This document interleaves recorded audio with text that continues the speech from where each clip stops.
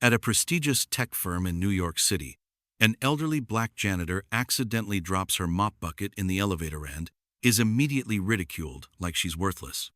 A young employee sneers, calls her public trash, and others laugh. The security guard? He looks the other way. But what no one knows is this. The woman they just humiliated is the CEO's mother. And by the end of the day, the truth will leave an entire company speechless. It was 7:43 a.m., and New York City hadn't quite woken up. But inside the glass towers of Future Tech HQ, the lights were already glowing. 58 stories of sleek glass, chrome, and ambition filled with sharp suits, boutique coffee cups, and eyes glued to screens as if the world couldn't spin without their input. Near the service entrance at the side of the building, someone else stepped inside. Slower, quieter, nearly invisible. Her name was Dorothy Sanders, 62 years old, black, wearing a faded gray uniform with a name tag that read Custodial Staff, the label scratched, almost unreadable. On her cart, a battered mop bucket, a few worn towels, a jug of cleaning fluid, and a mop that had seen better decades. Her shoes were scuffed, but clean, her posture deliberate, her hands scratched from years of chemicals and silence. Dorothy wasn't used to going through the front.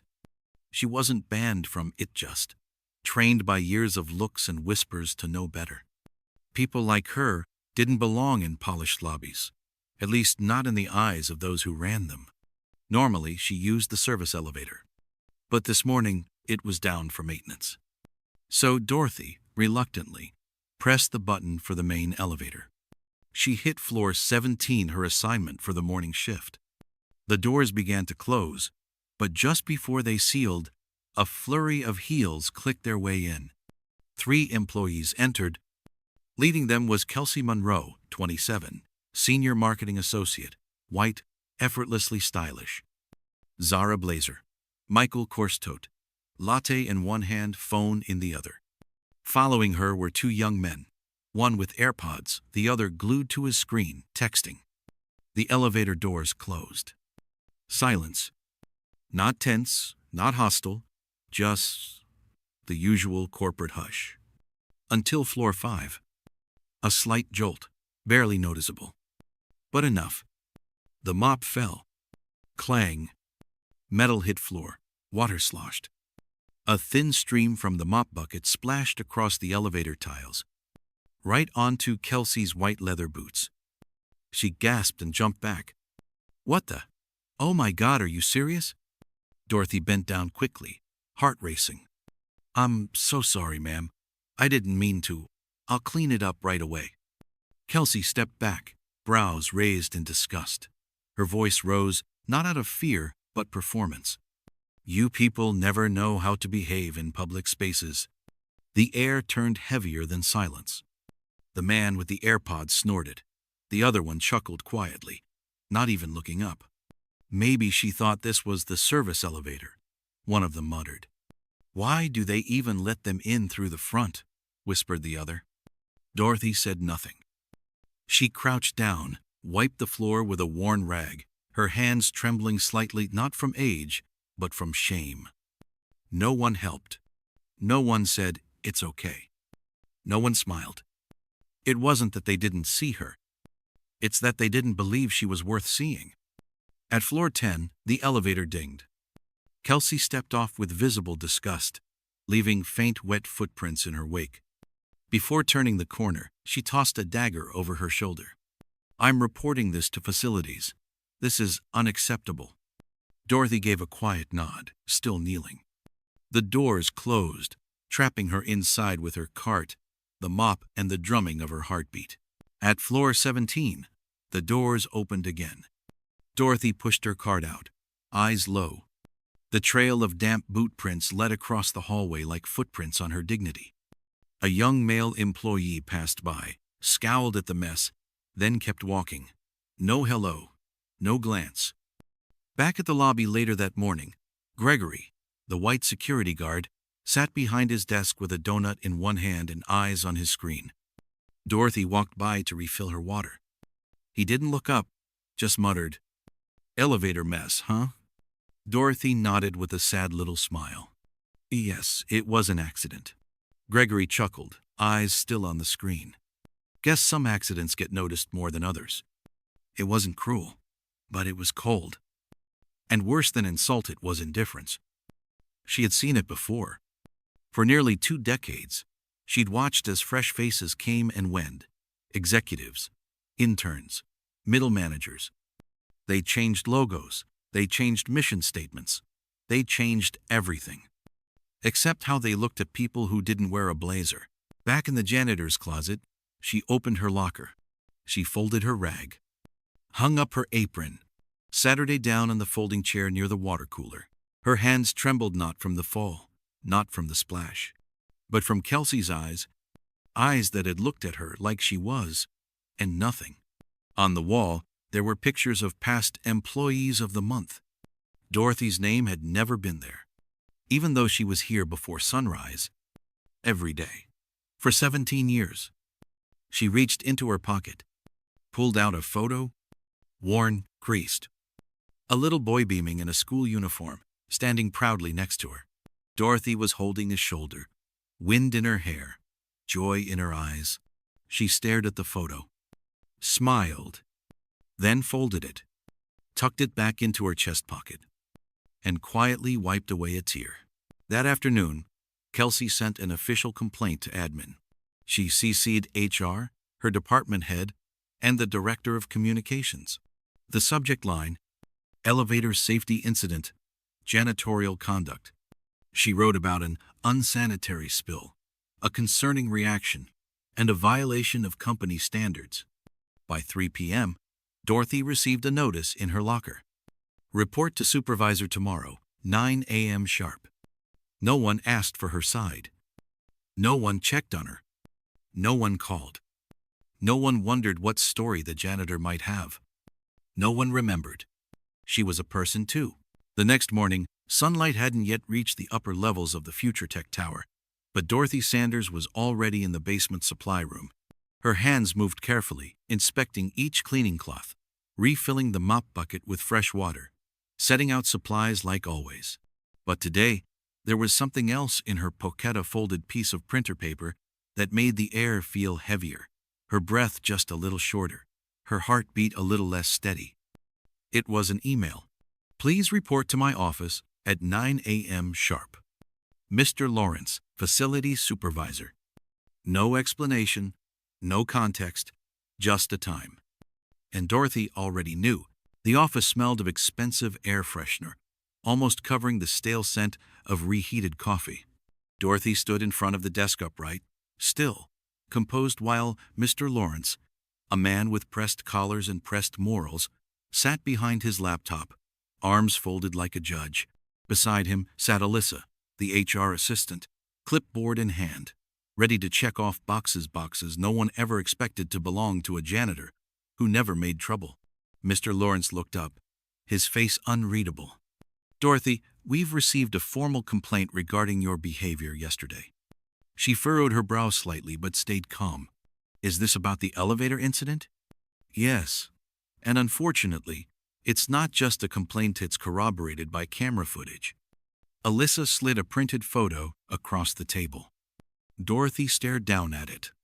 There she was, kneeling with her mop, a trail of dirty water across the elevator floor, and Kelsey Monroe's face frozen in a sneer. Dorothy swallowed hard. It was an accident. The floor jolted slightly and Mr. Lawrence held up his hand to silence her. "This is a professional environment, Dorothy. We can't afford optics like this." The words landed like a sentence. Not a warning. Not a conversation. A verdict. Dorothy looked at the photo again. Then she looked up, her voice steady, but heavy.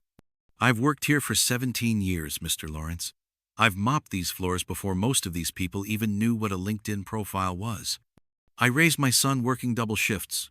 I've cleaned up after vomit, leaks, mold, wine spills after your Christmas parties without a word of complaint. I've never been late, not once." Alyssa lowered her eyes. Lawrence kept his arms folded. "That's not the point." He leaned forward slightly, The point is, someone saw what they interpreted as a disruption, and that interpretation reflects poorly on the company's image. Dorothy looked him straight in the eye. So, your company's image can't handle a janitor making a mistake? A pause. A beat. Lawrence cleared his throat and looked away. This isn't about you, Dorothy. It's about perception. Alyssa pulled a folder from her bag and set it on the desk. She opened it. One envelope. Final paycheck. One form. Temporary suspension. And one typed letter. Already filled in. Ready for a signature. Voluntary resignation. Dorothy stared at it. Long and hard. So that's it? She asked quietly. No warning? No second chance? Just gone? Lawrence exhaled tired, like someone wrapping up a meeting they didn't want to attend. We're offering you a graceful exit, Dorothy. No fuss, no termination record. You keep your dignity. We avoid legal headaches. She didn't cry. She didn't beg. She just stood. And in her eyes was the slow death of a belief she'd clung to for decades. That if you worked hard, kept your head down, and stayed honest, someone would see you. Someone would value you. Today she learned, the system sees the floor before it sees the hands that clean it. Dorothy opened her locker. She reached in, took her freshly washed uniform, shirt-folded it neatly, and placed it in her bag. She unhooked her lanyard, took off her ID badge, and gently placed the key to her locker on the desk. Click. A tiny sound, but in her heart, it echoed like a closing door. She looked in the mirror above the water cooler, saw her own reflection, the sag in her cheeks, the strands of gray threading through her hair, the pride and the grief, all sitting in her eyes, side by side. Dorothy walked down the main hallway that led to the elevator. People passed her. They saw her, but they didn't see her. Some avoided her eyes. Some pretended to be on their phones. One young white engineer who once asked her to badge him in when he forgot his keycard looked right past her like she was a mop bucket. A secretary on the 7th floor who Dorothy once helped carry lunch during her pregnancy hurried by like she was just part of the wall. Only one man nodded. The printer technician from Jamaica. He walked by slowly, looked her in the eye, and said, "God bless you, ma'am." Dorothy nodded back, her lips pressing into the smallest smile she could manage. As she passed the security desk, Gregory didn't even look up. He just muttered, not to her, but to no one in particular. Guess they're finally rotating staff. No, thank you for your service. No handshake. Not even a nod. 17 years. Gone in a Tuesday. The apartment on the 3rd floor was small but spotless. Dorothy had raised her son here, alone. On the wall, a framed diploma. Elijah Sanders, Master of Business Administration, New York U. She sat down at the kitchen table, poured herself a cup of tea. Her hands still trembled not from age, but from something deeper. On the table lay the envelope with her final paycheck. Inside, it wasn't just money. It was loyalty. Years of quiet sacrifice. A lifetime traded for a signature. She reached into her uniform one last time. Pulled out the same old photograph. Her boy, back when he was little, smiling proudly, arm in arm with the mother who worked nights, mopped floors, missed birthdays but never missed a bill. Dorothy laid the photo flat on the table, stared at it for a long, long time. Then whispered, "I didn't raise you to be afraid of the world. But today, I was afraid to be seen." The 31st floor conference hall, the heart of Future Tech, was packed wall to wall. Once a month, the company hosted its all-hands meeting. Everyone showed up: engineering, marketing, operations, HR, product development. Executives and interns sat shoulder to shoulder, laptops open, coffee cups clutched. Rows of chairs were arranged in a wide U-shape. On the massive LED screen above the stage, the title read, "Respect and Inclusion in the Workplace." Host Julian Sanders, CEO. No one in the room had any idea how ironic that title would soon become. Because today, the so-called culture of respect was about to be torn open not by a scandal, but by the very man who led them. When Julian Sanders walked in, silence fell over the room like a heavy curtain. No music. No applause. Just the sharp click of leather shoes, a dark gray tailored suit, and eyes that could cut through glass. Julian was 35, young, brilliant, grounded, a black man who had taken future tech from obscurity to unicorn status in less than 8 years. Everyone respected him, some admired, others feared. But today, he didn't carry himself like a man coming to share quarterly metrics. Today, he brought something heavier, something no one saw coming. Julian stepped up to the microphone. He didn't open a slide deck. He didn't look at notes. Instead, he scanned the room row by row as if peeling back the polished masks worn in every meeting. And then, with a low, deliberate voice, he said, "How we treat the unseen people defines who we really are." A few people blinked. Others stiffened.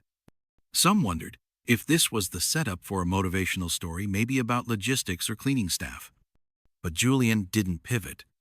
He leaned in. "Yesterday, someone very dear to me was humiliated in this building.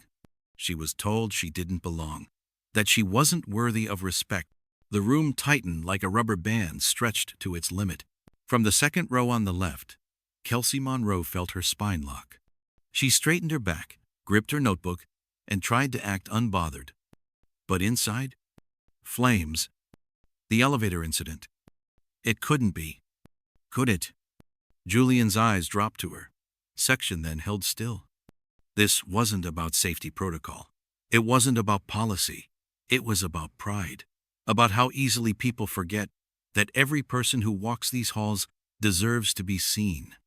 Then he turned slightly toward the side door of the stage. It opened gently.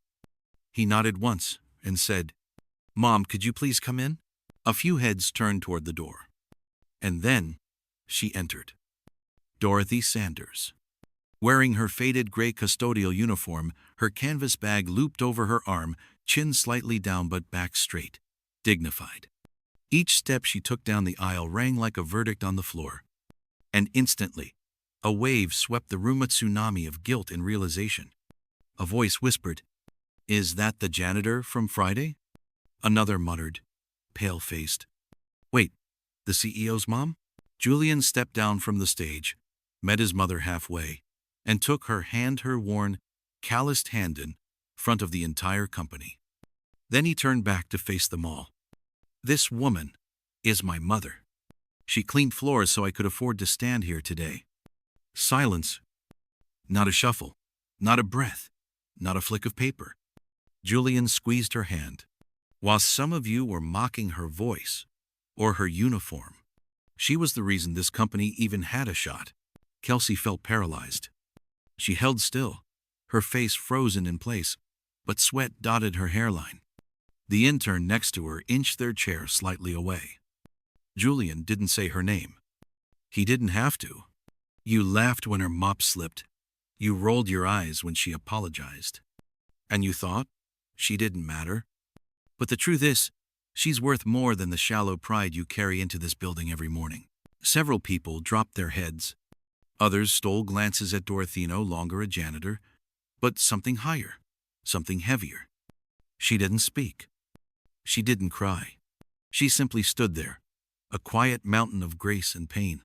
Julian looked at her gently, then said, "We talk about equity, about empathy, about culture. But all of that is empty if we can't treat a woman in a janitor's uniform with the same respect we give someone in a suit." Julian returned to the stage, but his eyes never left his mother. She stood quietly at the back, but her presence was a living indictment not just of individuals, but of the culture they had allowed to grow. My mother never asked for special treatment. She never played the victim.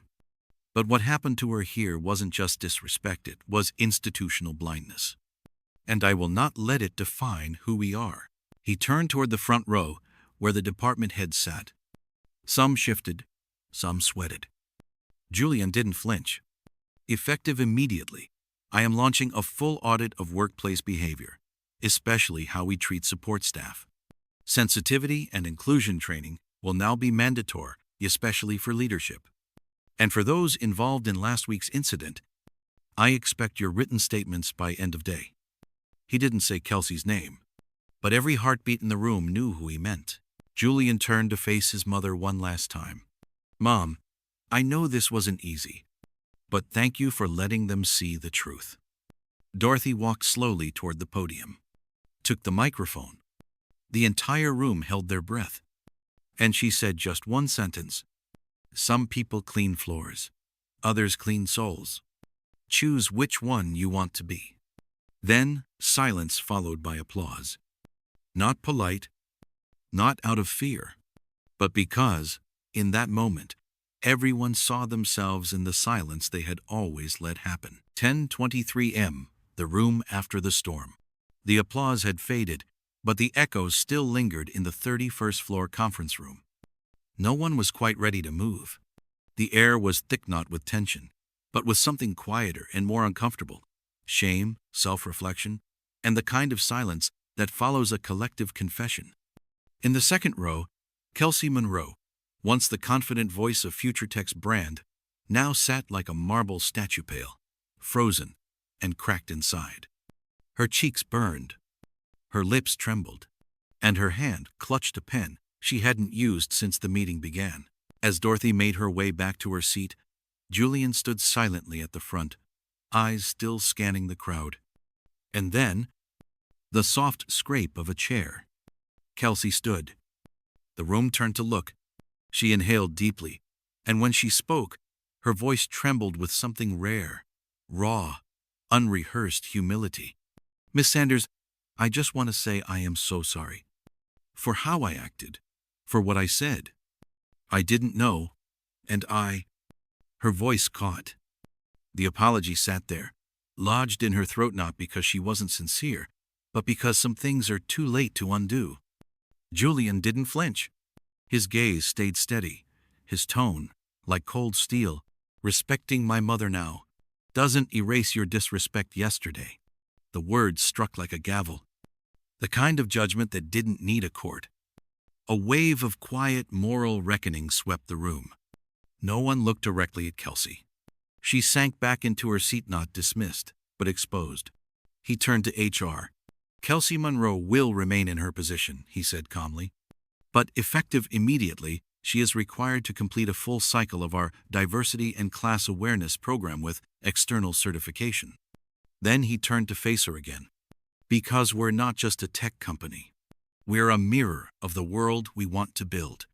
Kelsey didn't argue. She simply nodded. But her eyes, they held something deeper than fear. They held fracture. The kind of fracture that happens when the image you have of yourself is suddenly shattered by truth. She had once written the slogan, "Inclusion matters."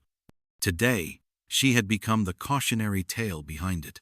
As Julian stepped back from the podium to close the meeting, Dorothy quietly rose from her seat. She didn't raise her voice. She didn't glare. She stood with her cloth tote bag hanging by her side, her back straight, her eyes soft. The room turned to her again, this time with reverence. I'm not here to shame anyone, she said gently, because I know what it feels like to be unseen. And sometimes, we all forget how easy it is to look away. Someone sniffled quietly. A few lowered their heads. Dorothy scanned the room not with judgment, but with grace. Everyone deserves dignity. Not because of their job, but because of their soul. That's all I've ever wanted to be seen as a person. No one dared look at Dorothy the same way again. The janitor from yesterday had just become a moral compass in human form. She didn't need status. She didn't need a title. All she needed was a heart full of pity and a soul full of mercy. Julian closed his notebook and nodded at his mother. This meeting is adjourned, and may we never forget it. Everyone stood slowly. There was no chatter, no rushing out, just quiet. A few whispered. That changed everything. Kelsey approached Dorothy not as a superior, not even as a colleague, but as a student. She stopped a few feet away, voice low, eyes wet. If there's anything I can ever do to make this right. Dorothy looked at her, and with the kindness of someone who had nothing left to prove, she placed her hand gently over Kelsey's and ever. Just be better. Not to me, but to the next person you think is beneath you. Kelsey nodded, and for the first time in her life, she understood that the truest education doesn't come from a business school. It comes from being held accountable by someone you tried to forget. 11:15 a.m. The room begins to breathe again. The meeting was over, but its echo lingered in every footstep that left the room. Some whispered. Some kept their heads down. Others avoided looking directly at Dorothy Sanders not out of disdain, but out of something deeper. The shame that comes with seeing someone too late. Julian walked up to his mother and gently touched her elbow. Would you like a little tour? He asked softly. Not as a CEO offering a gesture, but as a son inviting the woman who had quietly built every hallway he now ruled. Dorothy nodded. She didn't need words. Her eyes said everything. They moved floor by floor, no longer as janitor and boss, but simply as a mother and her son. No one averted their eyes this time. No one looked through her. On the 12th floor, engineering. The team lead gave a respectful nod. On the 18th design, a nervous intern stepped forward and stammered, Ma'am, I just wanted to say thank you for everything. On the 7th, once the floor where people mispronounced her name for 3 years. Now heads bowed politely, and someone whispered, with careful dignity, Good morning, Mrs. Sanders. Julian led her to the rooftop. A quiet garden space few employees ever used except for those needing a moment of breath above the noise. Lavender swayed gently in the early June breeze. Wooden benches lined the rail. The Manhattan skyline stretched wide in front of them. Dorothy sat down on a single bench facing the open sky. Sunlight touched her cheek. The wind carried the faint scent of lavender and soil. But what stung her eyes wasn't pollen. It was something deeper. The long overdue feeling of finally being seen, being acknowledged, being called by her name. Julian stood a few steps away, answering questions from the small press group gathered after the explosive company-wide meeting. Mr. Sanders, one journalist asked, what made you speak out the way you did today? Julian didn't hesitate. Because silence is comfortable, he said. But my mother never had that luxury. She gave up everything to raise me. She worked nights so I could study days. And she never once asked for credit. Not once. He turned and looked at Hera's mother, sitting quietly in a bench of lavender and light, her bag in her lap, her shoulders still strong. Then he said, The suit doesn't make the CEO, but the mother who cleaned in silence did. Dorothy heard every word. She didn't stand. She didn't clap. She didn't need to. She simply sat, eyes glistening, back straight, letting the decades of silent labor rise inside her and break into one single, sacred emotion. Pride. A tear slipped from the corner of her eye. Not sorrow, not regret, but the kind of tear that only comes when a mother sees the fruit of everything she was told would never matter. The internal newsletter went out at 4:30 p.m. Its headline read, A Lesson in Humanity, the CEO's most powerful speech yet. The company's social media team clipped the video. It went viral within 24 hours. LinkedIn, TikTok, YouTube, even corporate blogs picked it up. But the final image in the video wasn't Julian. It wasn't a chart or a logo. It was Dorothy sitting in sunlight, lavender at her back, eyes closed for a brief second of peace. And the screen faded to black with these words in white. Always honor those who built you, especially when the world forgets to. Not everyone in a suit holds the real power, and not everyone pushing a mop is just a janitor. Sometimes, the person you look down on is the very one who gave everything so someone else could rise. And when the light of recognition finally reaches them, the world doesn't stay the same. Join us to share meaningful stories by hitting the like and subscribe buttons. Don't forget to turn on the notification bell to start your day with profound lessons and heartfelt empathy. Wishing you a blessed day. May God watch over you always. Stay kind. Stay human.